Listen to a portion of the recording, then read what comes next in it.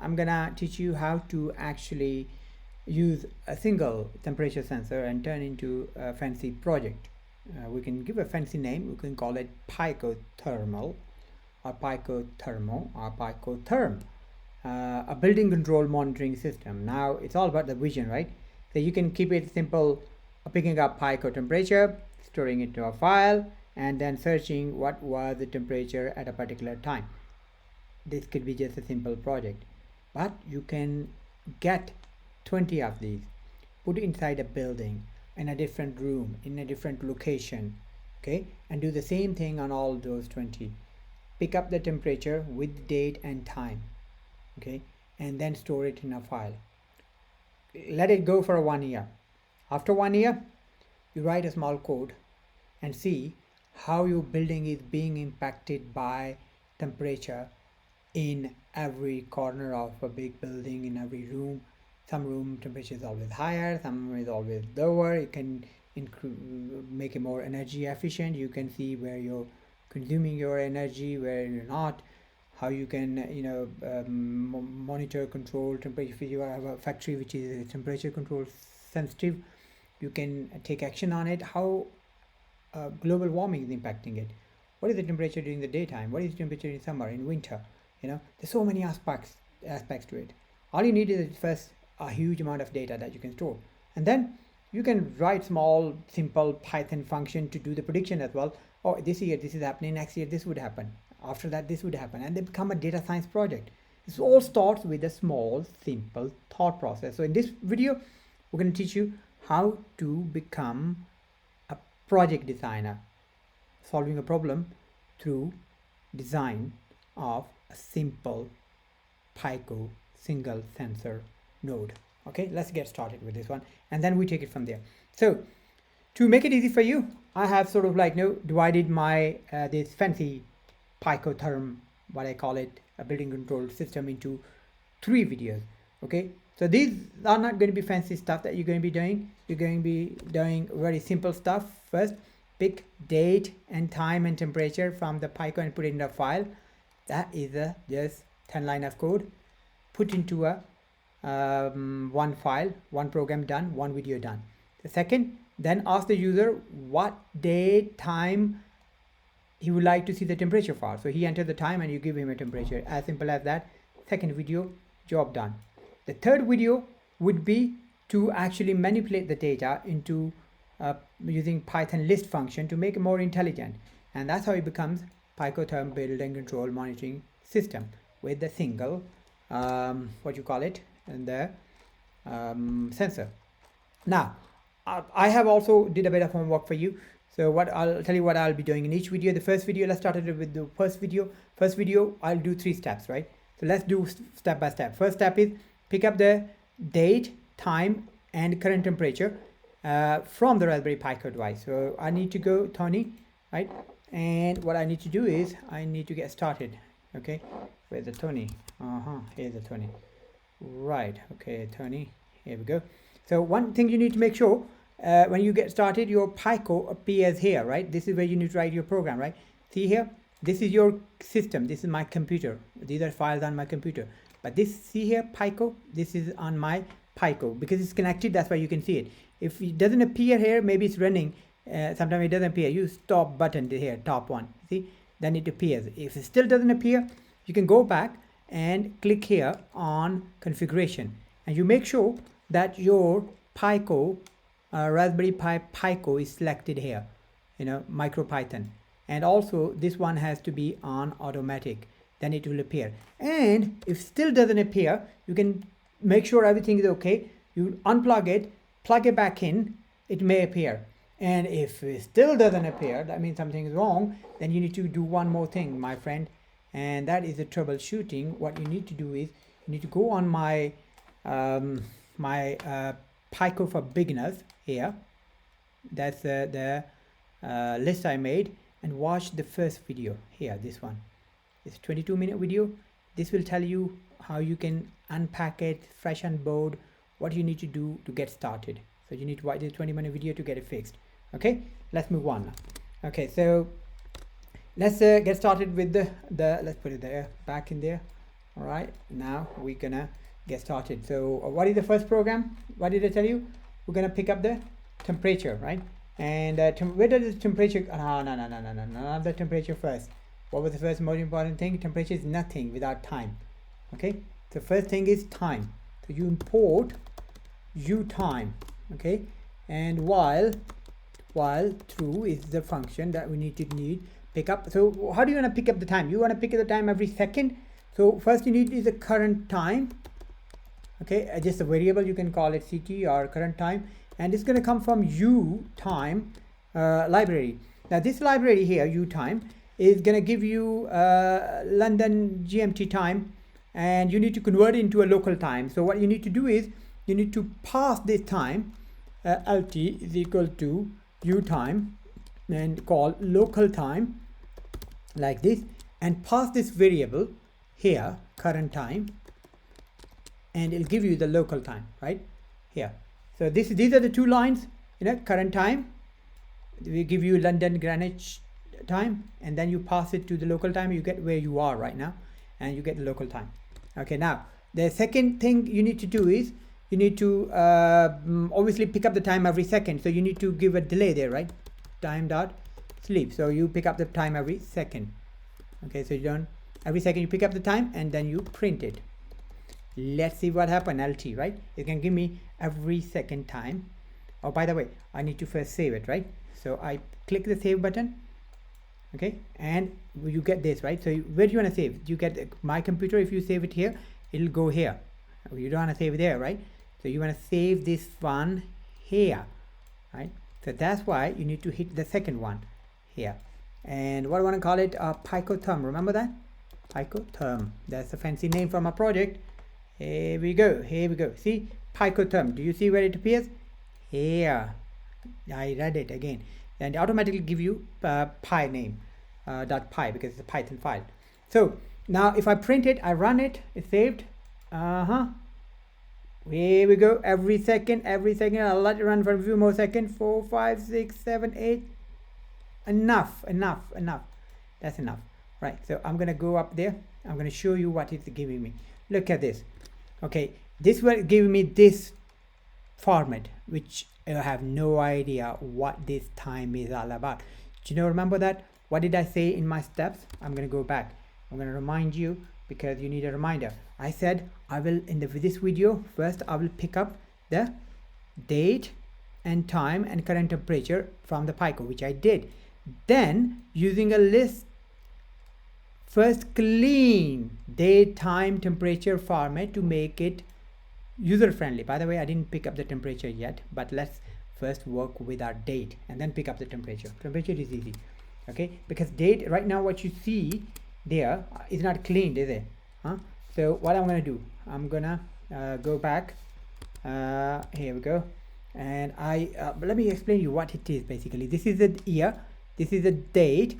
This is 27 is this is a month, this is a date, this is hour, this is minute, this is second, because I'm picking up every second. So you see second is changing, because this is a second, but nothing else is changing. You see this 28 remains 28 until second turns 59, and then 29 minutes change. Okay, and what is this? This is a 0 to 5 6 value. That's for the day. So 0 is for Monday, 5 is for Saturday. Today is Saturday, so this is why it's giving you Saturday. Yeah, I'm working over the weekend. So here we go, 118. This is basically day of the year. So we are halfway through the year out of 365 days, right? So now you know what it is, right? So now the way it stores is, it stores in a tuple, okay? The tuple stores like this.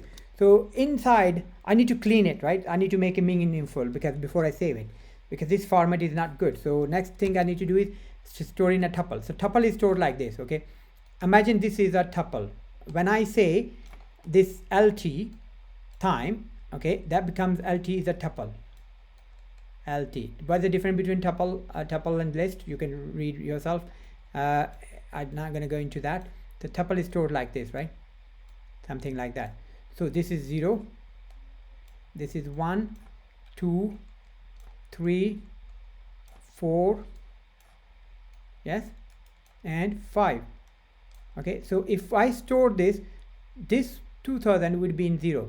After comma, this 4 is into 1. Okay, so my year is in 0, LT0. My month is LT1, LT2, LT3, LT4, LT5, LT6, LT7.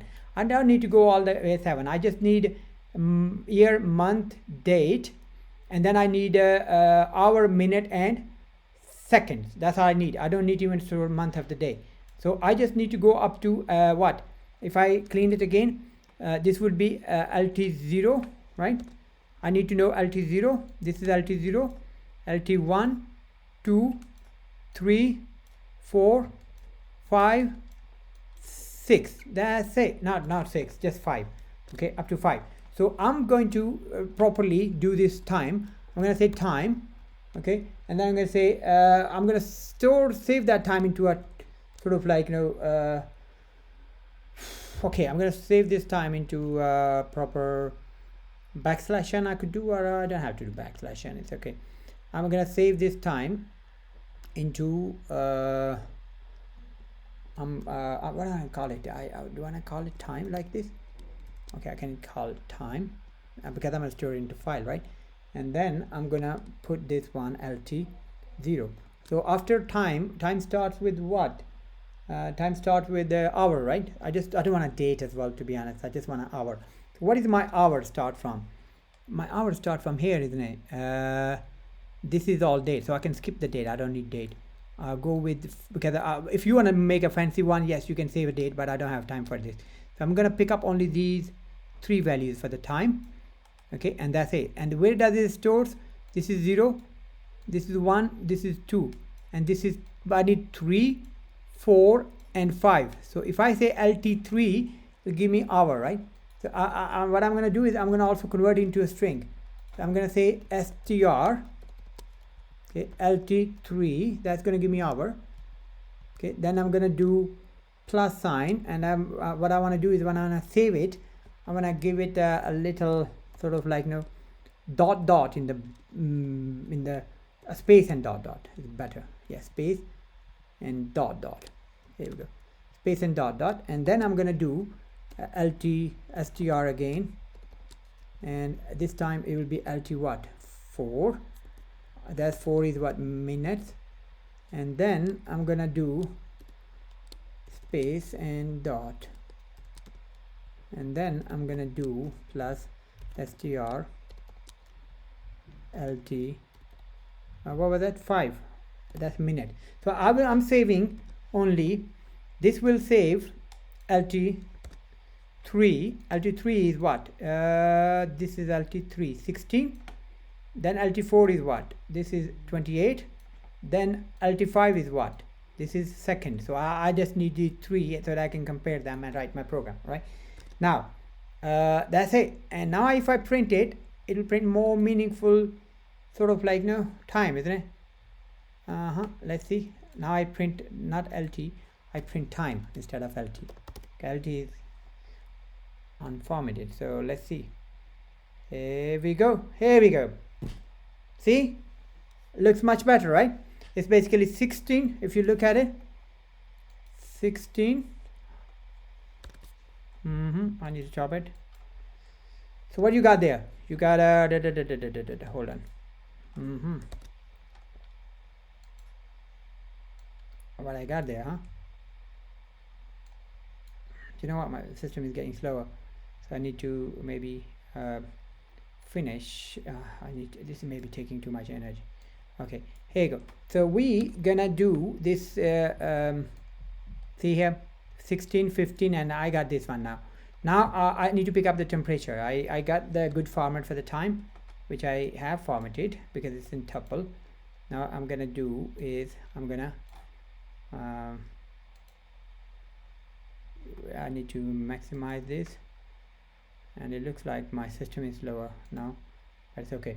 Now I need to pick up the temperature. So for temperature, you just need 3 lines of code, which I'm just gonna tell you quickly, right? 3 lines of code. I'm just gonna copy this here because we don't have time to write the whole code. Okay, these are the 3 lines of code for the temperature. I have explained this in much more detail. ADC4 controller and the formula you apply to it, you know, these 3 line of code, all you need is this gives you the temperature in what, by the way? These 3 line of code give you temperature in Celsius. This pick up the first line, pick up the ADC controller for current, and then it convert into a voltage and then convert into a Celsius. If you want to know how, right, very simple, right, all you have to do is I don't have time to explain it here, but you need to just watch my video, right? I created another video here. I'll show you which one. This one here, look, this one. I pick up the temperature, 60-minute video on this list, and it'll tell you what it means. I explain the code there, so you can watch the code going to that video. In the meanwhile, just stick around and let's finish this program. Okay, now we got the temperature. What next then? Now we need to just save it inside the file. So we say f is equal to open, right? Oh yeah, I need to go back, isn't it? The one I made you. Here you go. So let's go where we reach. So we have done pick up the temperature and current date and time. We have cleaned it as well. Step 2. Now the last step is to save it inside the file. Okay, which file? This file, datetime.txt, right? So this is what I'm going to do. I'm going to date time. There's no time, right? So we can call it TimeTemp, not, because I'm just saying TimeTemp, no date. So TimeTemp is good. So I'm gonna do TimeTemp here. TimeTemp, I don't have to copy this. I mean, I'm so lazy, isn't it? I mean, why I have to copy everything? I can just type it here. Okay, what was that? TimeTemp. TimeTemp means temperature, time temperature. Now when I run this, I see it's disappeared, right? You don't see Pico here, do you? Why? Because the program is running. When you stop this here, it will appear there. Here we go. See, it appears here. Now I stop this, and then I say f.write. Okay, and what want to write? I want to write time. Okay, the time, which time? That text time. This one here. You know, this time. Okay, and with what temperature? What is my temperature? This is my Celsius temperature. So what I want to do is I want to do plus, okay, then I want to do temperature, which is, I want to give a little space there, isn't it, for temperature. Maybe I say this temp, right? Then I give a space, and then I give a plus sign, then I do str because I need to convert it into string, temp_cell, right? Now it will just put this into the file, and I want every line with a different time and temperature, right? So I need to add a line at the end to it. I can put it here as well, \n, like this, right? So it ends with a line return. So every time there's a new line. And then I'm gonna do is f.close to make sure my file is saved, right? And then I'm gonna make save, and then I'm gonna run it. It looks okay, no problem. One more thing I want to do, maybe I want to do Celsius centigrade, right? Like this, see. Yeah, that makes sense. It does actually. Yeah, it does. So C mean centigrade. Okay, let's see. Okay, end of line error. What's the end of line error? str cell.